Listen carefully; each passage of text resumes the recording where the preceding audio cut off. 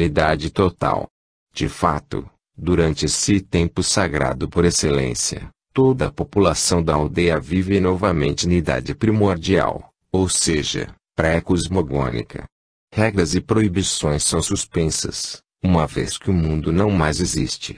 Enquanto esperam uma recriação do mundo, a vida da comunidade se passa junto da divindade primordial, mais exatamente em total identificação com ela. A orgia se processa de acordo com os mandamentos divinos e os participantes recuperam para si a divindade total.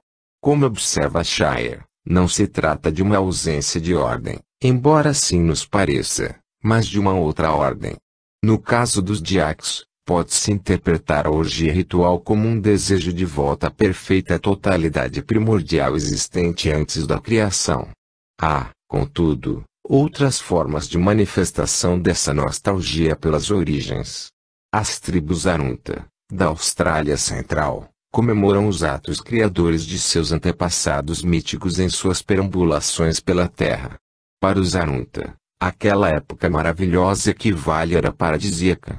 Nessa época, não só os animais se deixavam facilmente capturar e havia abundância de água e frutas, mas também os antepassados estavam livres de uma série de inibições e frustrações, obstáculos inevitáveis na vida dos seres humanos em comunidades organizadas. Os Arunta ainda acreditam nesse paraíso primordial. Pode-se interpretar os bravos períodos de orgias rituais, quando todas as interdições são suspensas, como voltas efêmeras à liberdade e à perfeita felicidade gozadas pelos antepassados.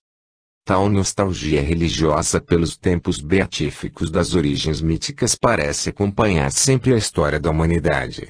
Os Adamitas, membros de uma seita boêmia dos séculos XIV e XV, procuravam recuperar o estado de inocência em que viveu Adão, antepassado mítico comum a eles e a nós. Por isso, eles andavam nus e praticavam o amor livre, homens e mulheres vivendo juntos em promiscuidade sexual, perfeita e desinibida.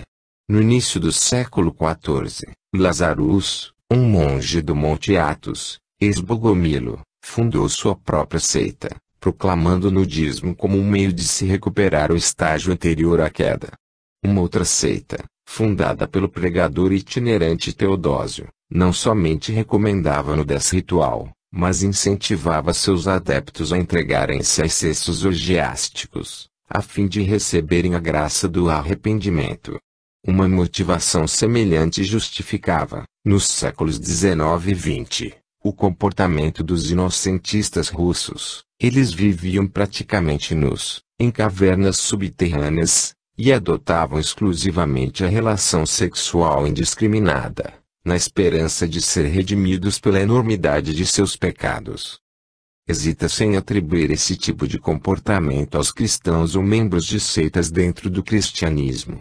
A demonização judeu-cristã da sexualidade fez com que qualquer tipo de orgia fosse considerado prática satânica e, consequentemente, um sacrilégio, merecendo a punição mais severa.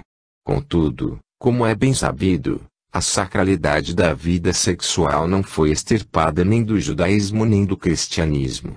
A razão disso está não somente no fato de serem a nudez ritual e a relação sexual cerimonial poderosas forças mágico-religiosas, mas também por exprimirem nesse contexto judeu-cristão a nostalgia por uma existência humana de perfeita felicidade, correspondente ao estado paradisíaco antes da queda. Dentro da perspectiva religiosa, a grande desgraça em que caíram os nossos primeiros pais implica, entre outras calamidades, na interdição da nudez ritual e na perda da inocência sexual espontânea. Por isso, tentativas de recuperação dos poderes e das graças perdidas eram, direta ou indiretamente, consciente ou inconscientemente, acompanhadas de uma modificação radical do comportamento sexual. É difícil, se não impossível, distinguir os elementos reais dos imaginários nos testemunhos prestados pelas bruxas sobre as suas orgias secretas. Um grande número de depoimentos foi, obviamente, obtido em tribunais eclesiásticos, católicos, luteranos ou calvinistas. Essa insistência sobre os mesmos velhos lugares comuns demonstra que os teólogos cristãos estavam bastante cientes dos poderes mágico-religiosos da sexualidade. Tais poderes podiam transformar os cristãos em hereges sacrílegos e, finalmente, em seres perigosos e demoníacos. Tratava-se apenas de uma rotina conveniente denunciá-los como adoradores do demônio.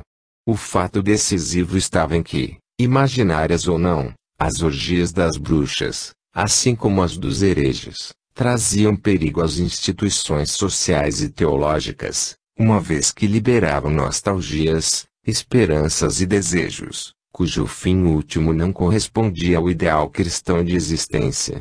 Levando em consideração que, de modo geral, as populações rurais são apenas moderadamente interessadas em sexo, parece evidente que tais excessos sexuais cerimoniais buscavam outros objetivos além da simples gratificação dos sentidos. Não era o simples desejo carnal que levava as mulheres do campo a se tornarem bruxas, era a esperança secreta de que, quebrando tabus sexuais e participando de orgias demoníacas, elas conseguiriam, de algum modo, superar sua própria condição.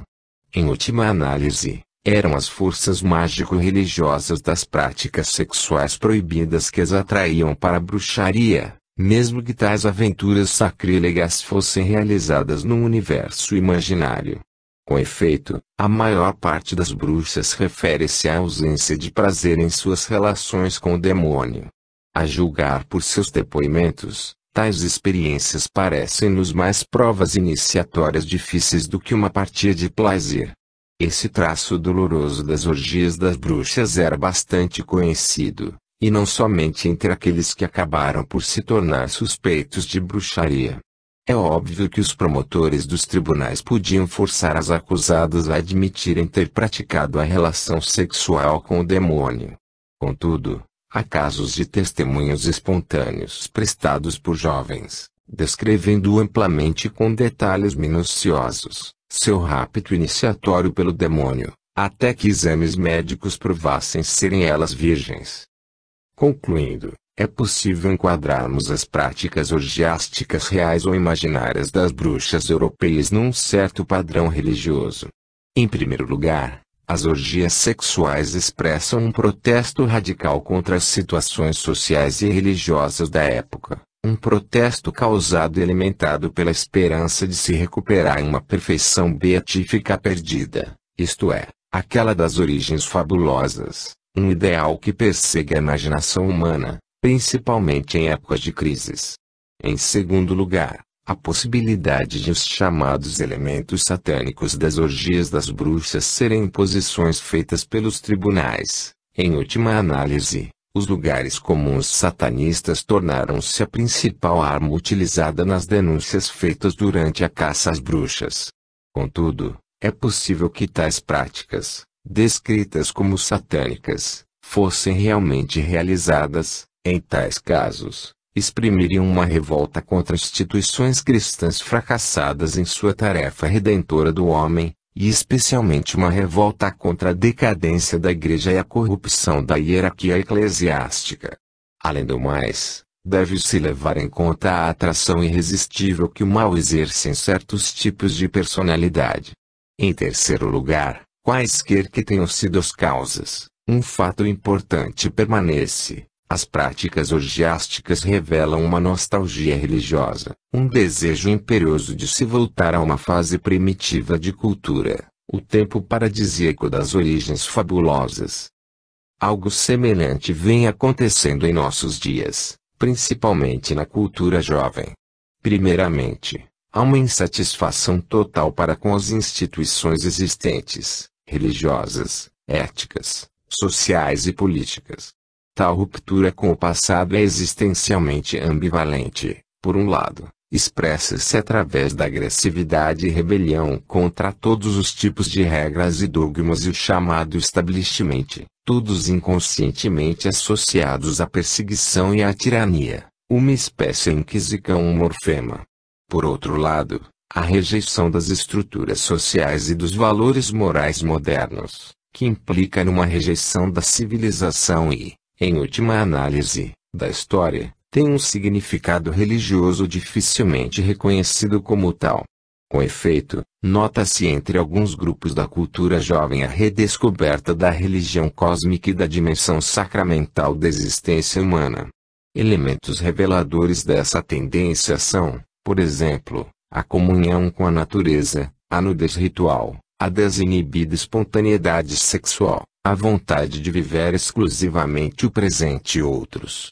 Além disso, o interesse pelo oculto, tão característico da cultura jovem, também indica o desejo de reanimar velhas crenças e concepções religiosas, perseguidas ou não totalmente aceitas pelas igrejas cristãs, astrologia, magia, gnose, alquimia, práticas orgiásticas, e o desejo de descobrir e desenvolver métodos não cristãos de salvação, yoga, tantra, zen budismo, etc.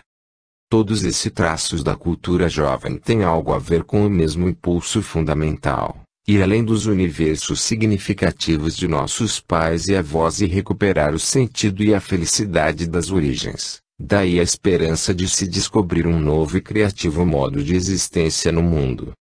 6. Espírito, Luz e Sêmen. Num artigo escrito em 1957 discutiu uma série de experiências, mitologias e pesquisas relacionadas com a luz mística. Meu objetivo era formular uma morfologia que facilitasse uma análise comparativa relevante. Basicamente, o ensaio tinha uma intenção metodológica, ou seja, mostrar que somente através da comparação de fenômenos religiosos semelhantes pode-se chegar simultaneamente à apreensão de sua estrutura geral e de seus significados particulares, específicos. Escolhi a pesquisa das experiências e ideologias relacionadas com a luz mística exatamente por causa de sua distribuição extensiva no espaço e no tempo. De fato, temos à nossa disposição um grande número de exemplos retirados de várias religiões, não só das religiões primitivas e orientais, como também das três tradições monoteístas, o judaísmo, o cristianismo e o islamismo. Além disso, há mais um dado significativo, uma vasta documentação relacionada com experiências espontâneas ou naturais de luz interior, ou seja, fenômenos experimentados por indivíduos sem qualquer preparação ascética ou mística e, aparentemente, mesmo sem interesse religioso. Não pretendo resumir aqui os resultados de minha pesquisa, como é de se esperar. As semelhanças e diferenças morfológicas observáveis entre essas experiências levam-nos a significados teológicos ou religiosos diferentes, embora comparáveis entre si. Se me permitem citar minhas observações finais, todos os tipos de experiência de luz têm esse fator em comum. Retiram o homem de seu universo profano ou de sua situação histórica e o projetam num universo diferente em qualidade, um mundo completamente novo, transcendente e sagrado. As estruturas desse universo sagrado e transcendente variam de acordo com a cultura e a religião própria de cada homem. Contudo, elas apresentam um traço em comum: o universo revelado através de um encontro com a luz contrasta com o universo profano, ou transcende, pelo fato de ser essencialmente espiritual, ou seja, acessível somente àqueles que acreditam no espírito. A experiência da luz modifica radicalmente a condição ontológica do sujeito através da revelação do mundo do espírito. No curso da história humana, tem-se observado milhares de concepções e valorizações diferentes do espiritual. Esse fato é evidente. Como poderia ser de outra forma, uma vez que toda conceptualização está irremediavelmente presa à linguagem e, consequentemente, à cultura e à história? Pode-se dizer que o significado da luz sobrenatural é transmitido diretamente à alma do homem que a experimenta, e, mesmo assim, esse significado somente pode chegar à consciência quando revestido por uma ideologia preexistente. Tem-se, então, o paradoxo: o significado da luz é, de um lado, em última análise, uma descoberta pessoal, e, por outro lado, cada homem descobre o que está cultural e espiritualmente preparado para descobrir. Permanece, contudo, Um fato que nos parece fundamental, qualquer que seja a integração ideológica subsequente, o encontro com a luz produz uma ruptura na existência do sujeito, revelando-lhe, ou tornando mais claro que antes, o mundo do espírito, da santidade e da liberdade, em suma, a existência como criação divina, ou o mundo santificado pela presença de Deus. As diversas experiências de luz que discuti em meu ensaio, com exceção dos poucos casos espontâneos, foram sempre valorizadas em seus contextos tradicionais. Em resumo, uma determinada experiência de luz foi considerada uma experiência religiosa por ser a luz considerada, nos sistemas mitológicos ou teológicos já existentes, uma expressão da divindade, do espírito ou da vida santificada. Com toda certeza posso afirmar não existir, universalmente, uma teologia ou metafísica articulada da luz divina, comparável, por exemplo, aos sistemas hindus, iraniano ou gnóstico. Não se pode, contudo, duvidar do caráter empírico da maior parte das mitologias, teologias e gnoses baseadas na equivalência, luz, divindade, espírito, vida. Em outras palavras, após rever, parcialmente, a documentação vasta e impressionante relacionada com a experiência de luz mística, é difícil deixar de supor que, nas religiões e seitas em que foi dado valor máximo à luz, tais experiências não tenham sido a origem, o pressuposto ou a confirmação da respectiva teologia da luz. Neste artigo, pretendo fazer uma análise mais elaborada, limitando-me a documentos que têm implícita a doutrina segundo a qual a luz é a expressão de ambas, a alma, ou espírito, divina e humana e, ao mesmo tempo, da criatividade divina e, por conseguinte, da vida cósmica e humana. Em última análise, tratarei de uma série de identificações e correspondências cujos polos extremos são a divindade e o sêmen virile. Por isso, minha pesquisa será limitada, de modo geral, a documentos hindus, iranianos e gnósticos. Contudo, também discutirei o caso de uma tribo sul-americana, por causa de sua contribuição para o esclarecimento desses tipos de experiência religiosa. Antajoti e o sêmen solar. A atribuição da mesma origem à divindade, ao sol, à luz, ao espírito, Atman, e à energia criadora atuante em todos os níveis cósmicos parece existir desde a época védica. No Rigveda X.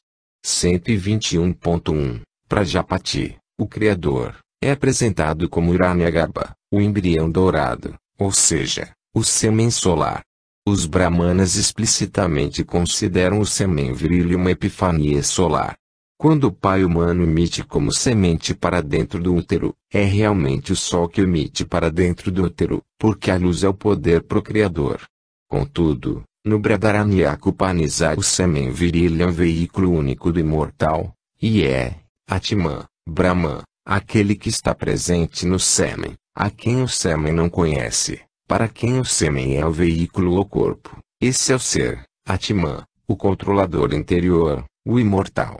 Contudo, o Chandogya Upanishad, I. 17.7, estabelece uma relação entre o sêmen primordial e a luz mais elevada, em última análise, o Sol.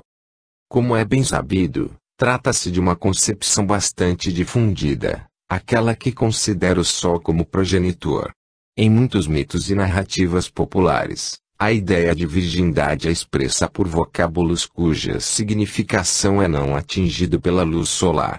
No Antigo Egito, a vida flui como a luz proveniente do sol ou o sêmen proveniente do fala de um Deus criador. Encontraremos concepções semelhantes, embora bastante complexas, à medida que desenvolvermos nossa discussão de dados mais recentes, obtidos no Oriente Próximo. Voltando aos Upanishads, não creio ser preciso relembrar as passagens já discutidas em meu livro Eclepistopese et Landrogyne, página 27 a 30, na tradução inglesa, página 16 a 28, onde a luz é identificada com o ser, Atman Brahma, e a imortalidade. Basta enfatizar o fato de que, no pensamento hindu, há apenas uma maneira concreta, baseada na experiência, de se verificar o que pode ser chamado de compreensão do Atman, e essa maneira é a experiência da luz interior Antarjyoti, cf. Brill. Up. 1v.3.7. Essa compreensão é inesperada, como o raio que lampeja subitamente que na 4.4. A compreensão instantânea, lúcida, do ser, é, ao mesmo tempo, uma verdade metafísica, no relâmpago verdade causita que Brahmana Up. 4.2. Da mesma forma, luzes multicoloridas, chamadas nos Vedas Vatara Up. E 11. Formas preliminares de Brahman, são percebidas pelos ascéticos e os togis durante suas meditações. A página 30 a 33, na tradução inglesa, p. 2831. Acredita-se que os deuses são mais radiantes que o sol e a luz. Toda manifestação do Brahma é marcada pela luz ascendente e a glória brilhante. Além disso, o nascimento e a inspiração dos grandes salvadores e sábios é anunciada pela profusão de luz sobrenatural. Por exemplo, na noite em que Mahavira nasceu, havia um brilho intenso, divino, sagrado. E, contudo, particularmente em textos e iconografia budista que existem em profusão epifanias de luz. Já citei alguns exemplos, página 36 SS, na tradução inglesa, página 33 SS, por ocasião do nascimento de um Buda, 5 luzes cósmicas brilham, e cada Buda pode iluminar todo o universo com os cabelos que crescem entre as suas sobrancelhas. Gautama declara que, ao terminar uma exposição, ele toma-se uma chama. Quando um Buda está em Samadhi, um raio chamado ornamento da luz da gnose, procedente da sutura na protuberância craniana, Usnisa, cintila acima de sua cabeça. Podem-se citar múltiplos outros exemplos. Imediatamente após alcançar o Nirvana, chamas começam a emergir do corpo de Gavampati, e ele se consome no próprio fogo. Da mesma forma, Ananda se inflama em combustão espontânea e alcança o Nirvana. É óbvio que estamos tratando aqui de uma concepção pandiana.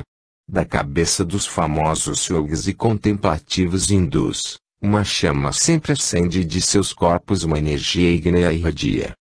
Negando a existência do Atman como uma entidade espiritual última, irredutível, os budistas explicaram a experiência de uma luminosidade interna própria pela natureza mesma do pensamento puro. Conforme está expresso em Manguttara Nikaya 1.10, luminoso é o pensamento, mas por vezes ele é maculado por paixões adventícias. Desenvolvendo essa passagem, algumas escolas Hinayana afirmam que o pensamento original é naturalmente luminoso, citam Prabhasvaram, mas pode ser maculado, klista, por paixões, klesa, ou liberado delas, vipramukta. As paixões, contudo, não pertencem à natureza original do pensamento, de onde ser consideradas adventícias, agantuka. Segundo alguns autores Sogarkara, o pensamento luminoso identifica-se com o embrião de Tathagata Garbha. Por exemplo, um sutra citado em Ralankavatara descreve o Tathagata Garbha como naturalmente luminoso, puro, escondido dentro do corpo de todos os seres. Discutindo a natureza do ser, Atman, Mahaparinirvana Sutra afirma que Atman é Tathagata Garbha. Todos os seres possuem a natureza de Buda, isto é Atman. Contudo, desde o começo, esse Atman está sempre encoberto por várias paixões, klesa. Por esse motivo, os seres não conseguem vê-lo. Pode-se dizer que, de acordo com essa teoria, a natureza original do homem é a de um ser espiritual luminoso em si igual pensamento, Atman, idêntico ao embrião de um Buda. A natureza da realidade, pensamento e essência de Buda é luz.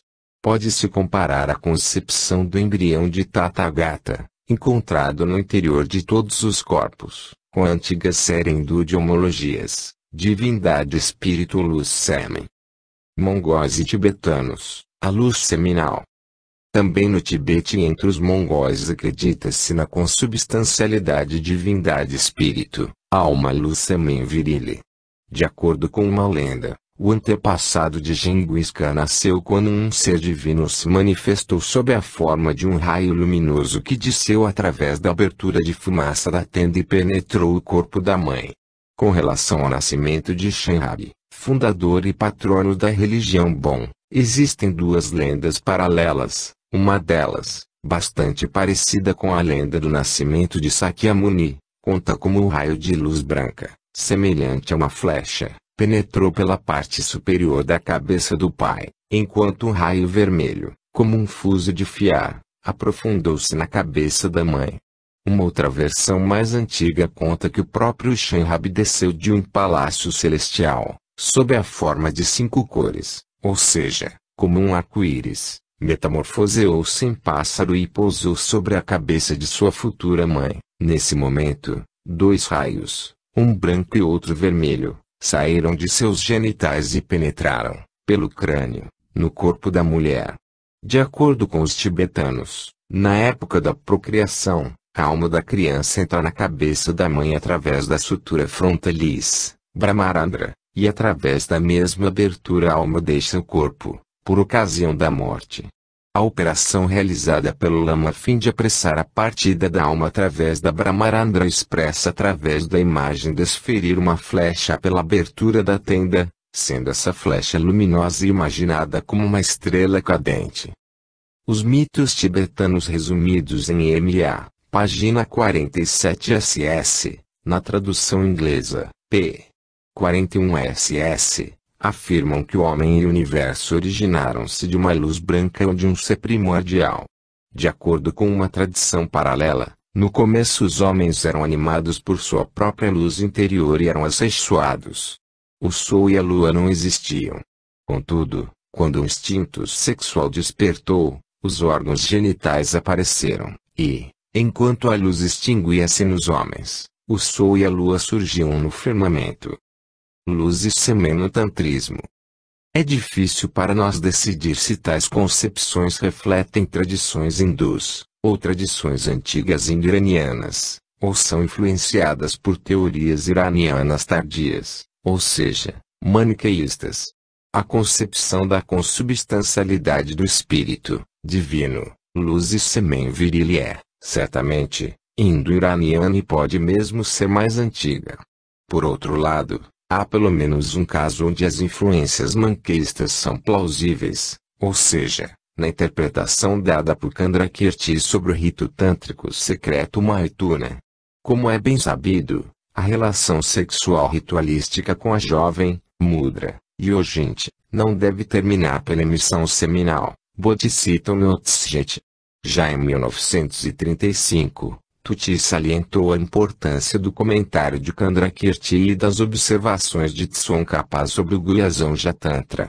Segundo uma velha tradição, Candrakirti interpreta os Tathagatas ou Skandhas como simples elementos luminosos, mas ele especifica que todos os Tathagatas são 5 luzes, ou seja, são elementos multicoloridos. Candrakirti prescreve que, durante a meditação, o discípulo deve visualizar o Buda imerso numa luz ofuscante. Tsongkhapa explica que a verdade absoluta, a intuição imediata, Nirvikalpa, é o conhecimento místico dessa luz. Comentando sobre a união mística do Buda com a Sakti correspondente, tanto Candrakirti quanto Tsongkhapa afirmam que o Bodhisattva, literalmente, pensamento de iluminação, é a gota, bindu, que flui do alto da cabeça e preenche os 2 órgãos genitais com uma manifestação de luz quíntupla. Durante o tempo de união com a Sakti, deve-se meditar sobre a Vala igual membrum virile, e o Padma igual útero, ao ser preenchido no interior por uma luz quíntupla, branca, etc. Para Tuti, a importância dos elementos luminosos no processo das emanações cósmicas como aquele da salvação mística é surpreendentemente análoga aos 5 elementos luminosos que exercem uma função primordial na cosmologia e na soteriologia maniqueístas. Como tantos outros tantras budistas e hindus, o Guhyasanja ilustra com muitos exemplos as revalorizações multiformes e por vezes inusitadas que um ritual antigo e uma ideologia religiosa tradicional assumem. A prática sexual e o simbolismo erótico têm sido documentados na vida religiosa hindu desde os tempos védicos. O Maithuna como um ato sacramental cujo fim último é a identificação do casal humano com seu modelo divino, Shiva e Shakti, Buda e sua Prapta, é uma exigência do tantrismo hindu de esquerda e de muitas escolas Vajrayana. Contudo, o que nos surpreende no Gurya Samaja Tantra e nos seus comentários é o esforço para experimentar as 5 luzes místicas durante a união sexual, que não passa de um jogo cerimonial, lila, uma vez que nenhuma emissão seminal deve ocorrer, Bodhisattvanotsjeti. Como já vimos, página 107, essas luzes multicoloridas são experimentadas pelos ascéticos e contemplativos durante suas meditações de yoga. A tradição indo-tibetana afirma que a alma, imediatamente após a morte, confronta-se com essas luzes, no estado de bardo. Não se pode duvidar do caráter sensorial de tais fortismos estáticos.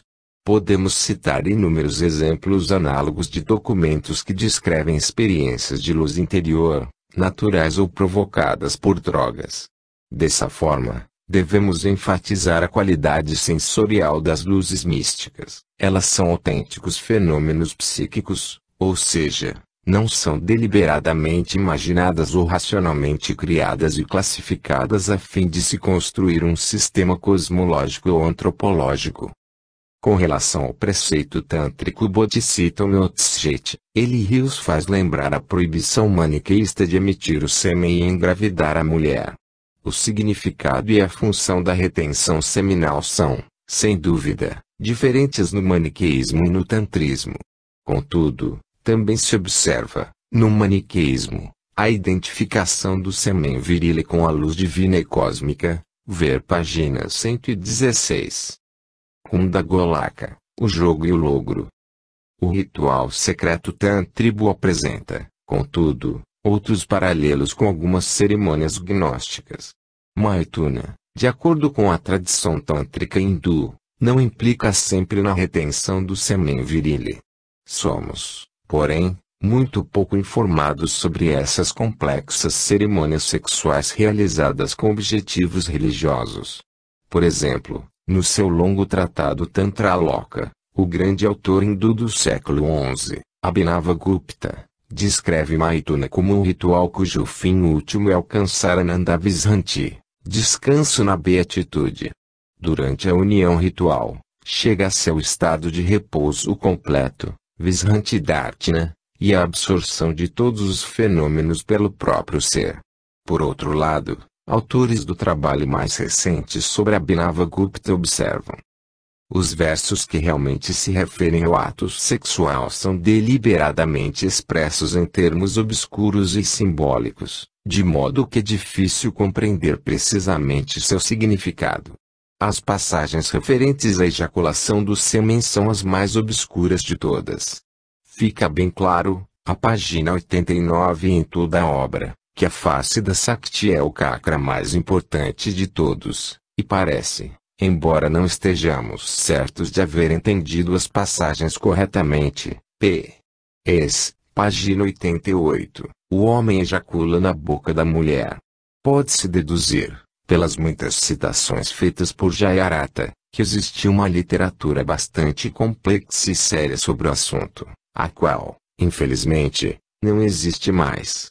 Explicando o difícil verso a página 91, verso 128, Jayarata diz que o sêmen devia ser passado várias vezes da boca da mulher para a do homem, sendo finalmente depositado num recipiente sagrado.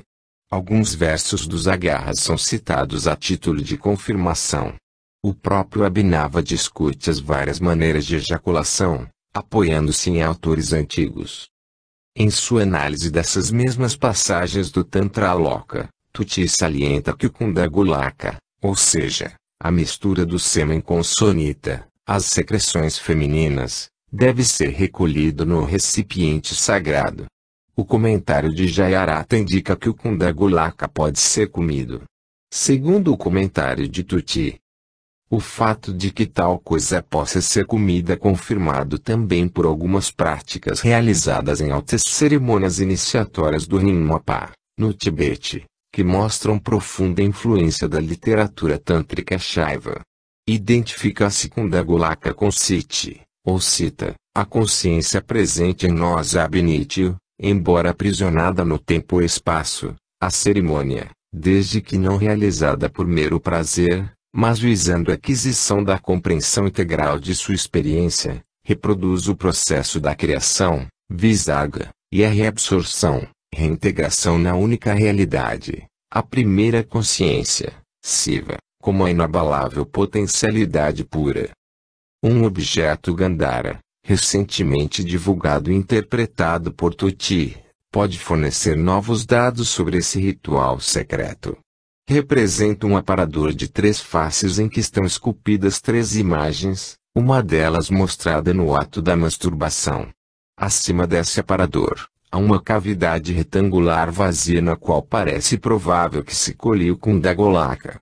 Segundo a interpretação de Tuti, essas imagens traduzem as concepções metafísicas dos rituais de uma escola tântrica, a Kula. Gandhara foi um centro Shaivita e algumas escolas Shaivas de características próprias desenvolveram no Swat, como a escola Krama.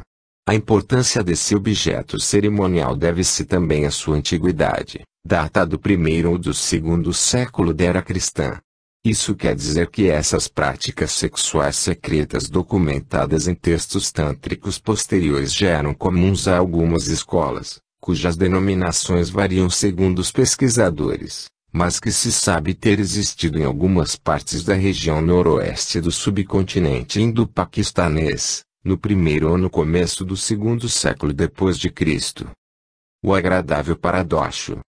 A prática sexual ritualística, o ato de escolher as emissões genitais e seu consumo cerimonial como sacramento foram também realizados por uma das seitas gnósticas libertinas, a dos fibionistas. Discutiremos sua extravagante teologia após analisar a série de analogias Deus Espírito Luz Sêmen no Irã e entre os gnósticos. Ver adiante, página 117 a 20. Creio, porém, que não devemos terminar essas observações sobre o Maituna Tântrico sem enfatizar mais uma vez o seu caráter cerimonial. Deve-se levar em consideração a insistência com que os autores tântricos afirmam que Maituna não é uma relação sexual profana. Chega-se à conclusão de que o Maituna não traz nenhum enriquecimento a mais que uma relação sexual comum, quando praticado sem preparação espiritual e técnica prévia. Por outro lado, devemos notar o caráter paradoxal da doutrina tântrica básica, tanto na tradição hindu como na budista. Desde os Upanishads acreditava-se que a gnosis redentora bastava para projetar o risi além do bem e do mal. Aquele que sabe disso, embora cometa muito mal, o desfaz, tornando-se puro, imutável e eterno. Bradaranyaka Up. V. 14.8. O autor tântrico Indrabhuti afirma, pelos mesmos atos que levam alguns homens ao fogo do inferno por milhares de anos, o yoga alcança sua salvação eterna. Os tantras budistas estão filosoficamente fundamentados na doutrina madhyamika da unidade do nirvana e samsara, do absoluto, ou realidade última, e da experiência humana, ou não ser. Dessa união de opostos resulta uma situação paradoxal. O Jivamukta hindu, o liberado em vida, vive no tempo e simultaneamente fora dele, na imortalidade. Ele está na vida e fora dela, livre, etc. Igualmente paradoxal é a situação de um Bodhisattva, que embora permaneça em nirvana, manifesta-se em samsara, sabe que não há seres humanos, mas tenta arduamente convertê-los. Vive definitivamente em paz, santa, mas encontra prazer em objetos de desejo, kamaguna. Alegra-se com a felicidade de Dharma, mas, abertamente, cerca-se de mulheres, música, folguedos, etc. Para a mente hindu, a liberdade absoluta, samadhi, nirvana, etc., pode ser expressa, de uma maneira reconhecidamente bastante imperfeita, apenas através de uma série de coincidências de contrários. Não é de se admirar, pois, que, entre os métodos propostos para a conquista desse modo de ser paradoxal, o ascetismo mais severo coexista com Maituna e o consumo do Kundagolaka. Shvarena e o fluido seminal. De acordo com a tradição preservada no Denkart, um livro Pahlavi do século IX, 3 noites antes do nascimento de Zoroastro, sua mãe irradiava a luz tão intensa que iluminava a toda a aldeia. Pensando que essa luz se devia a um incêndio, muitos habitantes apressadamente fugiram. Quando voltaram, encontraram um recém-nascido resplandecente. Também por ocasião de nascimento de Frim, mãe de Zaratustra, a casa parecia estar em fogo. Seus pais viram em volta numa grande luz. Aos 15 anos, seus movimentos eram sempre marcados pela luz. O texto explica que sua grande luminosidade era devida ao Shvarena presente em seu corpo. A mãe do Salvador recebe do alto a luz incandescente que irá fluir para o corpo de Zaratustra e o santificar. Sabe-se que, quando essas lendas foram escritas, a biografia do profeta Salvador estava já quase completamente transformada pelo mito. Assim, dizia-se que Zaratustra nascera Doma, o líquido divino análogo ao Soma védico e, conforme veremos, o Aoma estava cheio de Shvarena. Em última análise, representava-se o Shvarena como um fluido sagrado, seminal, luminoso e incandescente. Embora expressa de maneira sistemática somente em tratados posteriores, essa concepção é, sem dúvida, mais antiga. De acordo com os textos gáticos e avésticos, o Shvarena é a marca visível dos seres divinos. No Yaste dedicado a Mitra, afirma-se que da fronte do deus parte a chama que o poderoso Shvarena real. Um outro Yaste, Chicos 10, explica que a Uramazda possui Shvarena a fim de criar todas as criaturas, ou, conforme o Denkart, para proteger sua criação. Embora específica e insistentemente relacionado aos reis, o Shvarena não se restringe exclusivamente a eles. Cada ser humano tem o seu próprio Shvarena, e, por ocasião da renovação final, escatológica, frasa, essa luz sobrenatural será dona de todos os homens. A grande luz, parecendo nascer do corpo, brilhará continuadamente sobre a terra. Essa luz, será como uma veste, resplandecente, imortal, imutável. Não há acordo entre os textos quanto à origem e destino final do Shvarena. Todos eles, contudo, concordam com sua natureza sobrenatural. Ormazd produz Shvarena com as luzes do infinito e o conserva no fogo e na água. O livro Pahlavi Satispram, 35.82, afirma que a sede própria do Shvarena é o fogo, Vairan, o fogo real por excelência. Contudo, um texto muito mais antigo, Yaste, 6.1 SS, diz que quando o Sol emite raios, os deuses distribuem Shvarena. Essa observação é importante porque mostra a origem solar do fluido sagrado. Cora efeito, uma origem etimológica proposta um século antes, relacionava o termo Shvarena com Var, Sol, e, daí, com os sânscritos Var. Paradoxalmente, contudo, alguns textos afirmam que o Shvarena se localiza nos oceanos, especialmente no Mar Voru. Casa, ver, por exemplo, Yaste VIII. Disse que a deusa Naita tem uma grande quantidade de Shvarena e que seu rio traz esse fluido iridescente desde o topo do monte Ukairat e o Mar Voru. Casa. Além disso, os textos Pahlavi dão por sedes do Aoma branco os oceanos e o identificam com Gokam, a árvore da vida, situada no meio de Voru. Rasa. Mas o Aoma branco está cheio de Shvarena e é, ao mesmo tempo, um recipiente dele. O aparente paradoxo de uma substância incandescente se localizar na água não apresenta nenhuma dificuldade, se nos lembrarmos de que as águas simbolizam as possibilidades infinitas da vida e da fertilidade e também a origem da imortalidade. Encontramos uma situação semelhante na cosmologia védica. Descreve-se Agni como existente nas águas, e o Sol, embora de origem divina, e a essência da vida semente, por excelência, aquele que concede a imortalidade. O semi-humano e animal é, consequentemente, incandescente e líquido. Os textos Pahlavi confirmam a relação estrutural entre Shvarena e semente. O grande Budaísmo primeiro afirma que o sêmen humano e o do animal são feitos de fogo, enquanto todo o resto da criação foi produzido a partir de uma gota de água. Gnoli chega à seguinte conclusão: o sêmen não é simplesmente equivalente à luz, o fluido seminal não é o princípio luminoso, o esplendor radiante, mas é a substância que contém esse princípio, e é, também, o veículo dele. Toda a luminosidade própria do princípio seminal deriva da natureza criadora do Shvarena. Com efeito, ele é, não apenas sagrado divino, sobrenatural, poderoso, ele é o elemento que gera reis e heróis, espiritual ele determina a inteligência, concede a sabedoria, e solar donde, incandescente e iridescente, porém é também criador. A luz é, naturalmente, por seu próprio modo de ser, cosmogônica. Nada pode realmente existir antes do aparecimento dela. Consequentemente, como veremos, página 116, a destruição cósmica, desejada pelos gnósticos e maniqueístas, pode ser conseguida apenas através de um longo e complicado processo de extração das partículas de luz, dispersas pelo mundo, e de sua reabsorção final num nível transcendente, acósmico. Contudo, a criatividade de princípio luminoso revela-se apenas a uma mente perspicaz.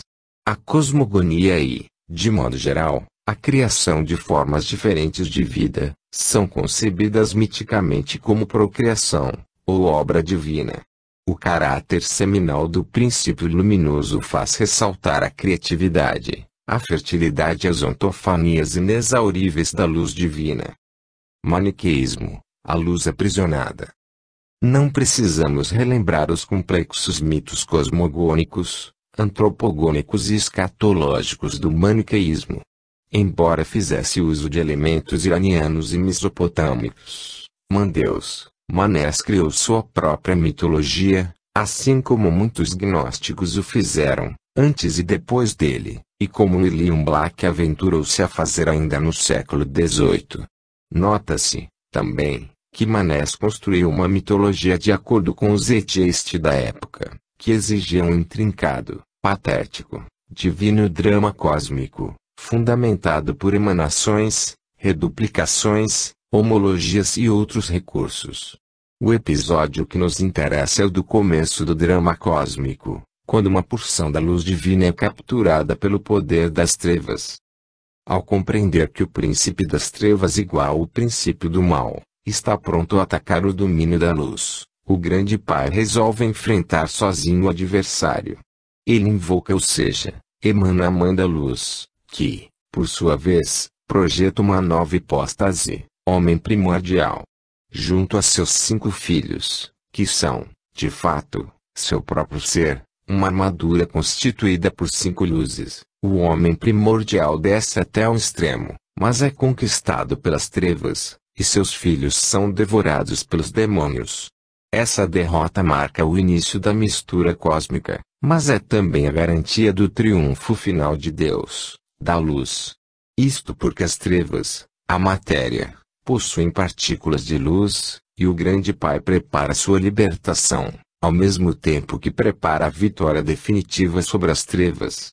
Numa segunda criação, o Pai evoca o Espírito vivo, que, por sua vez, vai aos confins do reino das trevas, segura a mão do homem primordial e o eleva até o paraíso da luz, seu lar celestial. Depois de vencer os arcontes demoníacos, o Espírito vivo faz, com a pele deles, os céus e, com sua cama e excrementos, a terra. É também o Espírito vivo quem libera a luz, criando o sol, a luz e as estrelas, utilizando as partes que não se corromperam em consequência do contato com as trevas. Finalmente, a fim de resgatar as partículas de luz restantes, o Pai emana o terceiro mensageiro. Esse mensageiro constrói-une a roda cósmica gigante que, na primeira parte do mês, puxa as partículas de luz liberadas em direção da Lua, formando uma gloriosa coluna. Durante a segunda metade do mês, essa luz é conduzida até o Sui, finalmente, ao paraíso da luz. Contudo, existem ainda as partículas que haviam sido devoradas pelos arcontes. Com a finalidade de resgatá-las, o terceiro mensageiro se manifesta aos arcontes machos sob a forma de uma resplandecente e formosa virgem nua. Tomados pelo desejo sexual, os arcontes machos emitem o esperma e, com ele, as partículas de luz. Do sêmen caído na terra, crescem as árvores e plantas. Também as arcontes fêmeas o mensageiro aparece, desta vez como um radiante jovem nu. Ao verem o belo jovem, os demônios fêmeas, já grávidas, abortam. Esses abortos, lançados por terra, devoram os brotos das árvores, assimilando dessa maneira as partículas de luz. Assustada com a estratégia do terceiro mensageiro, a matéria, personificada como concupiscência, decide resistir, construindo uma prisão mais fortificada para defender as partículas divinas restantes. Um casal de demônios, Asqualum e Narael, devoram todos os abortos monstruosos e, após isto, têm relação sexual. Dessa relação, nascem Adão e Eva. Conforme salienta Poe, de acordo com esse mito Notre espécie nat donc dune suite d'actes repugnantes de canibalisme e et de sexualité e manichesme, página 80.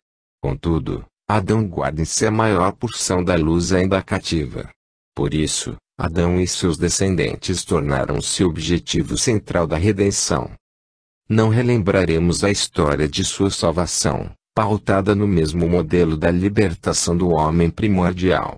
Porém, é óbvio que a natureza demoníaca da sexualidade foi a consequência lógica desse mito da origem do homem. Com efeito, a relação sexual e especialmente a procriação são atos nocivos ao homem porque prolongam o cativeiro da luz no corpo do seu descendente. Para um maniqueísta, a perfeição da vida significa uma ininterrupta série de purificações, ou seja, separações do espírito, luz, e da matéria. A redenção corresponde à separação da luz e da matéria, em suma, à destruição do mundo. Mistura e separação. Os elementos iranianos e mesmo indo-iranianos do mito central maniqueísta têm sido objeto de estudos cada vez mais aprofundados nos últimos 100 anos.